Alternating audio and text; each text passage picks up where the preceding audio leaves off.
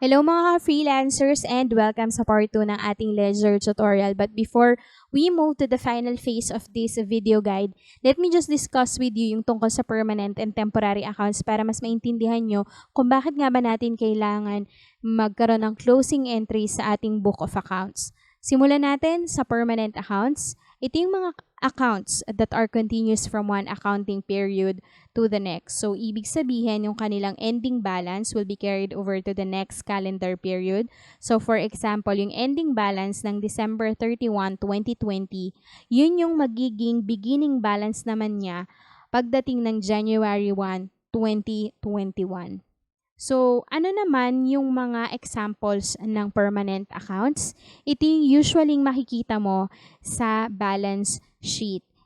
And dahil nga na-discuss na natin to sa part 1, so kahit papaano, sana naiintindihan or nauunawaan nyo na siya. Kasi ayoko rin namang ma-overwhelm kayo, kaya inuunti-unti ko lang yung mga information na isi-share ko sa inyo.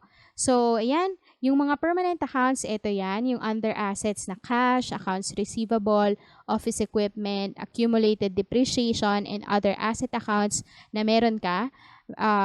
Meron din tayong loans payable sa liabilities, but if you have other liabilities accounts, kasama yon sa permanent accounts. Meron din tayong capital account. So, ayan yung mga examples or basic examples ng mga permanent accounts. So, let's now move on doon sa temporary accounts. Ito naman, they are not carried over from one accounting period to the next, and these accounts start each new accounting period with zero balance. So, sila or itong mga temporary accounts yung kailangan natin ng closing entries dahil nga kailangan maging zero or ma-offset yung kanilang balance. Ano-ano naman yung mga example ng temporary accounts? Ito naman yung mga usually nakikita mo sa income statement, yung mga revenue accounts, expense accounts, and pati na yung withdrawal account and income summary account. So, sa revenue accounts yun yung mga service or sales revenue, discounts or returns or allowances. So, kung ano yung applicable sa iyo dyan. Tapos, sa expense account naman, meron tayong business and tax expense, monthly contribution expense, office supplies expense, internet expense, electricity expense, depreciation expense, at kung meron ka pa bang ibang expense account, kasama yan sa kailangan ng closing entries. Kailangan din nating i-close yung withdrawal account at pati na yung income summary. Itong income summary, hindi pa natin to na-discuss and you'll get to know more about that as we move on to our video tutorial. Ayan, tapos ko nang ma-transfer lahat ng entries from my journal to ledger and share ko na lang din yung technique na ginamit ko sa cash account dahil nga 2 pages yung ginamit ko dito. So, dito sa pinakababa ng first page, sinulat ko yung kanilang subtotal for debit and credit. And then, pagdating sa next page, kinopya ko lang yung amount tapos ninote ko na it's a balance from previous page and then itunuloy ko na lang yung pagsusulat ng iba pang entries until the end of the year. So, ayan, para mas madali yung pagko-compute.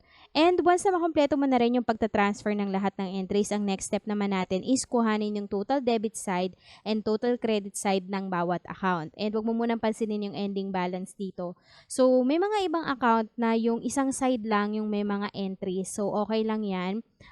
Katulad nung dito, pwede mo na lang markahan ng X para ibig sabihin wala talagang total yun.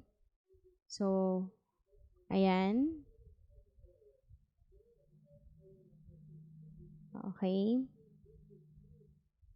And then, dito naman sa accounts receivable, kung mapapansin nyo na pareho lang yung nasa debit and credit side niya. So, hindi na rin necessary na kuhanin pa yung total. So, ang nangyari kasi dito na offset yung balance. So, instead na kuhanin ko yung total, nilagyan ko na lang din ng X. Kapag tapos ka na sa pagkuha ng total debit and credit ng bawat account, pwede na tayong mag-proceed sa closing entries. Kailangan mong kuhanin yung iyong journal dahil dito muna natin isusulat yung ating mga closing entries. At unahin na natin yung isa sa temporary account, which is the withdrawal account. And yung normal balance yan is nasa debit side talaga. So, para ma-offset yung kanyang balance, kailangan nating mag-credit dito sa ating journal sa withdrawal account. Pero dahil nga meron tayong double entry system na tinatawag, so kailangan meron yung kapartner na debit account. So dito, ang kapartner niya is yung capital account. So tayo ay magde-debit sa Jane's Capital, 120,000, and Jane's Withdrawal, credit to Jane's Withdrawal, 120,000. Itong amount na to, yan kasi yung balance dito sa withdrawal account. So, ang next step mo is ilipat mo na siya agad papunta sa ledger. So, dahil nag-credit tayo sa Jane's Withdrawal, sinulat ko siya dun sa credit side ng ledger. And then, nag-tick mark na ako agad dito sa journal. Ganon din naman sa capital account. Dahil naglagay tayo ng debit dito sa journal entry, ililipat din natin siya sa debit side pagdating sa ledger. And then, once na mailipat mo na yan, lagyan mo din ng tick mark. Ang next naman natin na i-close ay yung service revenue account. And ang kapartner naman yan is yung income summary. So, puntahan na muna natin yung ating service revenue account. Ang normal balance naman nito ay nasa credit side. So, wala kang makikitang nakasulat sa debit side. Puro credit talaga. And then, so, once nakuha na natin yung total, ito yung gagamitin nating amount pag magsusulat na tayo ng closing entries dito sa ating journal. So, dahil nasa credit yung kanyang normal balance, so tayo ay magde-debit sa service revenue. And then, ang kapartner niya sa credit side is yung income summary. So, ito siya, 425,000. So, debit to service revenue, 425,000. And credit to income summary, 425,000. So, mamaya na natin ilipat yan papunta sa ledger dahil gagamitin ulit natin yung income summary sa iba pang closing entries natin. So, ang susunod kong i-close is yung discount dahil kung naalala nyo, meron to sa Book of Accounts ko. So, check natin siya sa ledger. Meron siya, ang normal balance niya nasa debit side. 500 yung kanyang total debit. So, para ma-offset yung kanyang balance, kinakailangan nating mag-credit sa discount. And then, ang kapartner niya na debit account is income summary. So, ayan, magde-debit tayo sa income summary, 500, and then credit to discount, 500. Ang susunod naman nating i-close is yung mga expense account. So, kung makikita mo dito, ang kanilang normal balance ay nasa debit side. So, pagdating sa closing entries, para ma-offset ang kanilang balance, kinakailangan nating mag-credit sa lahat ng expense account. Tas ang kapartner niya na debit account is income summary.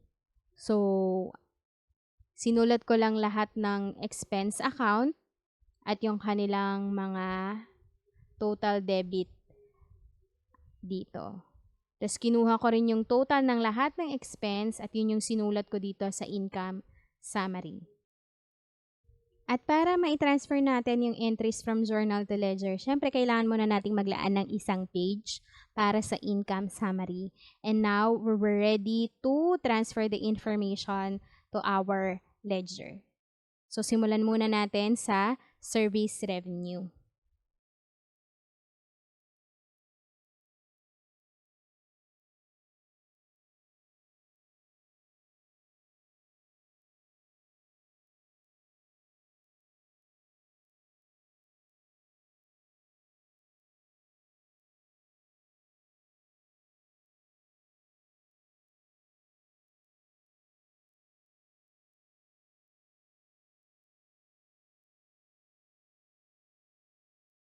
Pero hindi pa dyan nagtatapos ang ating closing entries dahil kailangan din nating i-close ang income summary.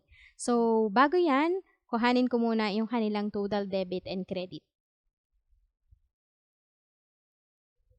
And then after nyan, kukunin ko rin yung kanyang difference.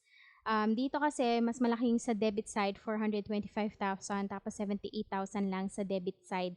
So, may iwan yung ending balance sa credit side. And then, pwede na ako ngayong magsulat ng closing entries for income summary. So, since naiwan sa credit, yung balance, magde-debit ako ngayon for closing entries, debit to income summary, and then credit naman to capital. And then after that, itatransfer ko na rin siya agad papunta sa ledger. So na-offset na yung ating income summary, and ito na lang, last na lang yung sa capital account. So magki-credit ako dito. Okay. Finally, tapos na tayo sa ating closing entries. Pero guys, hindi pa rin dyan natatapos. Kasi ang next step naman natin is kuhanin yung ending balance ng lahat ng account. So, kanina nga sabi ko sa inyo, huwag nyo munang pansinin yung ending balance sa cash kanina.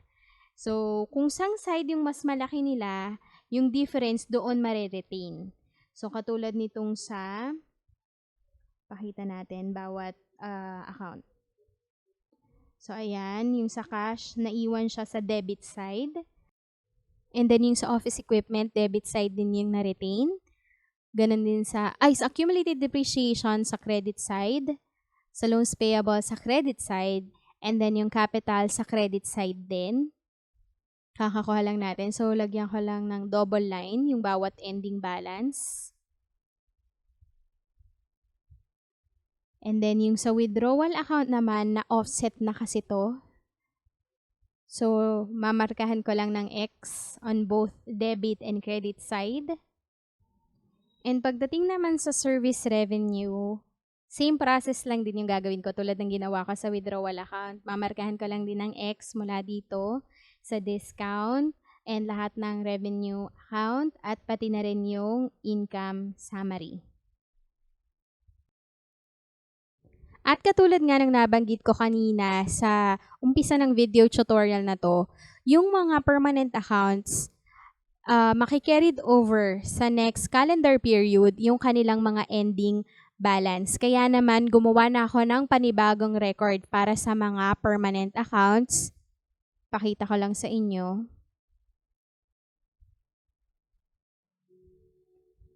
Okay, ito, yung sa cash. Nilagay ko na yung beginning balance niya dito sa debit side. And naglaan ulit ako ng 2 pages for cash account. Ganon din sa office equipment, nasa debit side. Sa accumulated depreciation, nasa credit side.